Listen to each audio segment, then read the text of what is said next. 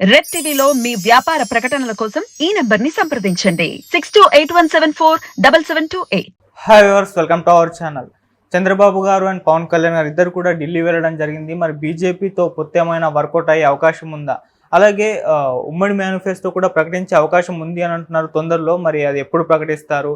మరి మొదటి విడత లిస్ట్ అయితే వీళ్ళు రిలీజ్ చేశారు 99 మంది అభ్యర్థులు. మరి రెండో లిస్టు ఎప్పుడు రిలీజ్ చేసే అవకాశం ఉంది? సో ఇటువంటి క్వశ్చన్స్కి ఆన్సర్ తెలియజేయడానికి ప్రజెంట్ మనతో పాటు సీనియర్ జర్నలిస్ట్ జయదేవ్ గారు ఉన్నారు. వారితో ఒకసారి డిస్కస్ చేద్దాం.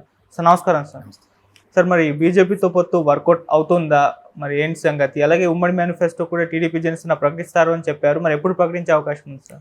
వాస్తవానికి టీడీపీ జనసేన బీజేపీతో పొత్తు అనుకుని కొన్ని నెలలుగా ఊరిస్తూ వస్తుంది. అయితే అది ఎంతవరకు వాస్తవం అనే దాని మీద కూడా చాలా పార్టీ అధినేతలు కూడా మల్లగుల్లాలు పడ్డారు. అంటే పవన్ కళ్యాణ్ గారు కానీ చంద్రబాబు నాయుడు గారు కానీ. ఎందుకంటే దానికి చాలా కారణాలు ఉన్నాయి. గతంలో కూడా చాలాసార్లు డిస్కస్ చేసుకున్నాం. బీజేపీతో కలిసి వెళ్తే ఏపీలో ఓటింగ్ పర్సెంట్ కొంత తగ్గే అవకాశం ఉందని, లేదా బీజేపీ గడిచిన 5 ఏళ్లలో లేదంటే అంతకుముందు 5 ఏళ్ళు చంద్రబాబు గారి హయాంలో కానీ వైసీపీ హయాంలో కానీ రాష్ట్రానికి చొరవగా ఏదో ఒకటి చేసిందని కానీ ఏదో ప్రతిఫలం ఇచ్చిందని కానీ ఏమీ లేదు. సో దాని మీద రాష్ట్ర ప్రజలు కూడా కొంత ఇబ్బందులతో ఉన్నారని మనం అర్థం చేసుకోవచ్చు. అయితే అంటే వైసీపీ చేసే కొన్ని విధానాలకు కూడా ఎక్కడ చెక్ పెట్టలేకపోయింది బీజేపీ, ఎందుకో మరి. సో వాళ్ళు ఆచితూచి ఫైనల్గా టీడీపీ జనసేనతో వెళ్ళడానికి మొగ్గు చూపినట్టుగా తెలుస్తోంది. ఆల్రెడీ చంద్రబాబు నాయుడు గారు ఢిల్లీ వెళ్ళారు. ఇంకా నైట్కి పవన్ కళ్యాణ్ గారు కూడా ఢిల్లీ వెళ్ళే ఛాన్సెస్ ఉన్నట్టున్నాయి మ్యాక్సిమం. సో అలా అయితే పొత్తు ఖరారు అవుతుంది. అంటే కొన్ని లోక్సభ స్థానాలు అలాగే అసెంబ్లీ స్థానాల మీద క్లారిటీ కోసం ఉంది, అదైతే అయిపోతుంది. అయితే ఇక్కడ బీజేపీ స్టాండ్ తీసుకోవడానికి కారణం ఏంటంటే వాళ్ళు కూడా చాలా సర్వేలు చేసుకున్నారు. ఏంటి నెక్స్ట్ రాబోతుంది, ఎలా ఉండబోతుంది, వాళ్ళకు కూడా మూడోసారి ప్రభుత్వం స్థాపించడం అనేది కొంచెం ఇబ్బందికర పరిస్థితులు. ఎందుకు ఇబ్బందికర పరిస్థితులు అంటే 2 సార్లు వచ్చేసరికి మూడోసారి ఎంతో కొంత వ్యతిరేకత ఉంటుంది. వాళ్ళు కూడా కొన్ని వ్యతిరేకతలు ఉన్నాయి. ఇప్పుడు అలాగే రైతు ఉద్యమం నడుస్తుంది కాబట్టి ఆ రైతు ఉద్యమం అనేది ఎటువైపు దారితీస్తుందో చెప్పలేం. ఇంతకుముందు కూడా రైతు ఉద్యమం తారాస్థాయికి వెళ్ళి మళ్ళీ కొన్ని వాళ్ళు ఏం జరగలేదు కానీ మారాయి. మళ్ళీ ఇప్పుడు ఎటువంటి పరిస్థితులు ఎలక్షన్స్ ముందు కాబట్టి ఇంపాక్ట్ ఉంటుంది.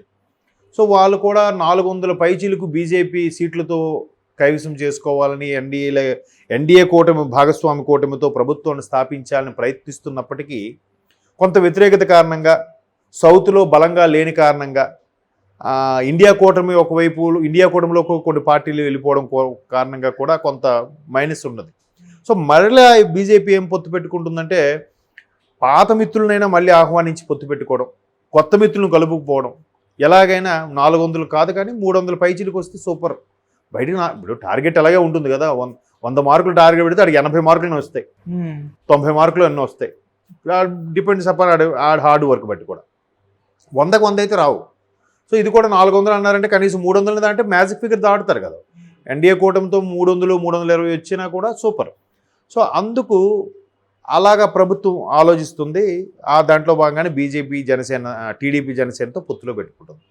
అయితే ఇప్పుడు చాలామందికి వచ్చిన డౌట్ ఏంటంటే టీడీపీ జనసేన బలంగా ఉన్నాయి, ఇప్పటికే సమన్వయ కమిటీలు ఉన్నాయి, వీళ్ళకే ఇంకా సీట్ల సర్దుబాటులో కొంతమందికి పొరపచ్చాలు వస్తున్నాయి, రెబల్స్ తయారైపోతారు, ఎట్లా ఏంటి అనుకున్న నేపథ్యంలో మొత్తానికి సమన్వయ కమిటీల ద్వారా బుజ్జగించి, లేదు ప్రభుత్వం వచ్చిన తర్వాత చూద్దాం, లేదా సెంట్రల్లో కూడా బీజేపీ వచ్చిన తర్వాత కొన్ని అక్కడ టైఅప్తో ఉండాల్సిన కొన్ని ఇలాగా రకరకాలుగా కాంప్రమైజ్తో వెళ్తున్నారు. అయితే ఇప్పుడు టీడీపీ జనసేన ఉమ్మడి మేనిఫెస్టో ఒకటి రిలీజ్ చేయాలని చూస్తుంది. ఎలాగూ టీడీపీ ఆల్రెడీ 32 సంక్షేమ పథకాలతో గత ప్రభుత్వంలో కూడా ఉంది, ఇప్పుడు కూడా వాటిని ప్రత్యక్షంగానో పరోక్షంగానో కొన్ని అమలు చేసింది. బట్ దాని పూర్తి స్థాయిలో పబ్లిసిటీ లేదు, ఎందుకో మరి చేసుకోలేకపోతుంది. అంటే ఎలా అంటే ఇప్పుడు ఒక గ్రామంలో 100 ఇళ్ళు ఉన్నాయి. ఆ 100 ఇళ్ళకు కూడా అమ్మఒడని, చేయూతనని, లేదంటే పెన్షన్ రూపంలో కానీ ఇట్లాగ ఇస్తున్నారు. ఇవన్నీ కలిపితే ఎంత అవుతున్నాయి? ఇప్పుడు అమ్మఒడి ఆ ఊర్లో 100 మందిలో ఎంతమందికి రావచ్చు? 50 మందికి రావచ్చు అనుకుందాం.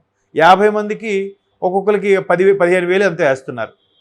అలా కాక టీడీపీ హయాంలో ఏముండదు, ఆ ఊర్లో 100 మందిలో ఎంతమంది ఐరన్ చేసుకుని బతుకుతున్నారు? వాళ్ళకి ఇస్త్రీ పెట్టలు. ఒక్కొక్క ఆడపిల్లలు స్కూల్కి పక్క ఊర్లకి వెళ్ళే వాళ్ళు ఎంతమంది ఉన్నారు? వాళ్ళకి అందరికీ సైకిళ్ళు. ఎవరెవరు రైతులు నీటి ఎద్దడికి భయపడి చేస్తున్నారో వాళ్ళకి మోటార్లు. మీకు అర్థమవుతుందా? వాటితో పాటు వితంతు పెన్షను, వృద్ధాప్య పెన్షన్ ఇవన్నీ ఎలాగూ ఉన్నాయి.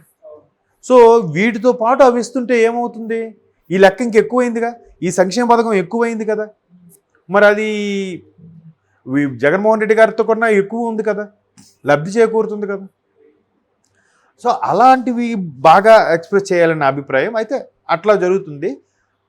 మొత్తం మీద ఒక 32 పథకాలు లాంటివి సూచించారు. జనసేన కూడా దగ్గర ఒక 10-15 రెడీ చేసుకుందంట. అయితే ఆల్రెడీ అన్ని వర్గాల వారికి, అన్ని రకాల జాతులు, సామాజిక వర్గాల వారికి కూడా లబ్ధి చేకూరేలాగా వీళ్ళన్ని పథకాలు పెడితే, జనసేన వాళ్ళు ఆల్రెడీ వాళ్ళు ఒక 10-15 పథకాలు, మెయిన్ వాళ్ళు యూత్కి ఎలా నష్టపోయారు, అభివృద్ధి పరంగా అట్లాంటి కొన్ని పెట్టినప్పుడు టీడీపీ ఆల్మోస్ట్ వాళ్ళు వీళ్ళు చెప్పిన దాంట్లో కొన్ని కవర్ చేసేసింది. సో ఇంకొక 5-6 జనసేన తీసుకొచ్చి అందులో పెట్టాలని చూస్తున్నారు. ఇప్పుడు బీజేపీది ఏంటి మేనిఫెస్టో, మరి ఇది ఒక ప్రశ్న కదా. టీడీపీ జనసేన మేనిఫెస్టో ఉన్న బీజేపీ మేనిఫెస్టో ఏంటి? సెంట్రల్లో ఎలాగో అంటే అన్ని రాష్ట్రాలకు బీజేపీ కాకుండా బీజేపీ పరిపాలన లేని రాష్ట్రాలకు కూడా బీజేపీ పథకాలు వర్తిస్తాయి. ఎందుకంటే కేంద్రంలో భాగం ఇవన్నీ కూడా రాష్ట్రాలు. సో అది అందరికీ కామన్గా ఉంటుంది. కాబట్టి ఇక్కడ ఏంటి అని ఆలోచిస్తే, ఇప్పుడు టీడీపీ జనసేన ప్రాంతీయ పార్టీలు, ఇక్కడ వాళ్ళకి ఏది అవసరం, ఎటువంటి పథకాలు అవసరం అని వీళ్ళకన్నా వాళ్ళు ఇంకేం బాగా ఆలోచించగలుగుతారు. దట్టు బీజేపీకి సంబంధించిన రాష్ట్ర నాయకులు కూడా ఉన్నారు కదా, వాళ్ళకి ఇవి చెప్పినప్పుడు వాళ్ళు కూడా వీటిని ఏకీభవిస్తారు.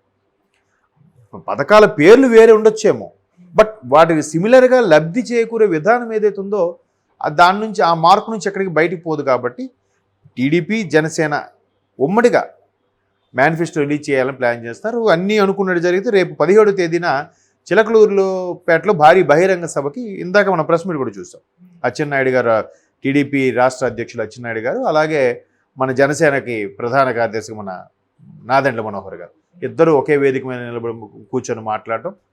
సో ఇట్లా పథకాలు వేటి ఉన్నాయి, కామన్ మేనిఫెస్టో రిలీజ్ చేయడం.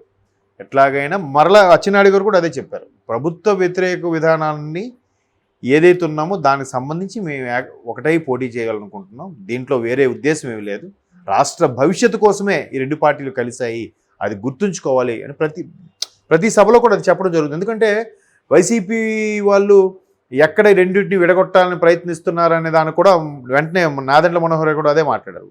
వైసీపీ వాళ్ళు విశ్వ ప్రయత్నాలు చేస్తున్నారు టీడీపీ జనసేన అలయన్స్ని విడగొట్టడానికి, లేనిపోని అపోహలు సృష్టించి మాకు ఎన్ని సీట్లు ఇస్తారు, ఎన్ని చేస్తారు, మీకెన్ని వస్తాయి అన్నట్టుగా రెచ్చగొడుతున్నారు. అలాగే జన సైనికుల్ని, పవన్ కళ్యాణ్ గారి బాడీ గార్డ్గా ఉండే వాళ్ళని కూడా అవమానపరిచేలాగా పోలీసులు కూడా పెత్తనం చెలాయిస్తున్నారు.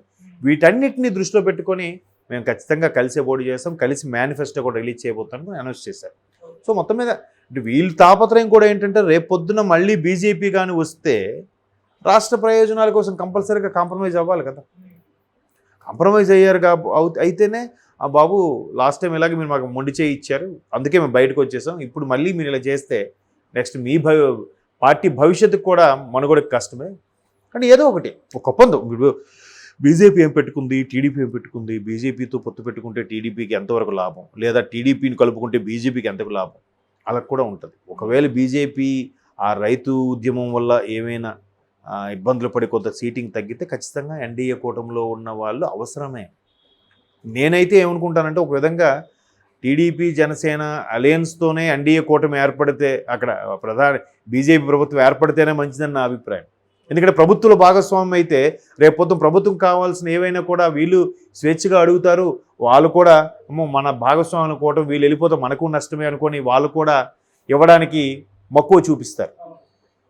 సో ఇదంతా ఆలోచించే ఒక సర్వే చేసుకునే అలయన్స్ అయ్యే అవకాశాలు ఉన్నట్టున్నాయి. అండ్ మోర్ ఓవర్ ఉమ్మడి మేనిఫెస్టో రిలీజ్ చేస్తారు, మెయిన్ టీడీపీ జనసేన. ఎందుకంటే ఈ రెండు ప్రాంతీయ పార్టీలకు కూడా ఇక్కడ ఏది అవసరం, ఇక్కడ మనిషి మెంటాలిటీ ఏంటి, ఇక్కడ తెలుగు వారికి ఎట్లా ఉంటే బాగుంటుంది అనుకోండి, వీళ్ళకన్నా ఇంకా బీజేపీ వాళ్ళకి ఏం తెలుస్తుంది. బీజేపీ రాష్ట్ర పెద్దలకు తెలియచ్చు, అధిష్టానం బీజేపీ వాళ్ళకి అంత తెలియదుగా, ఇక్కడ రాష్ట్ర పెద్దలు సూచిస్తేనే తెలుస్తుంది.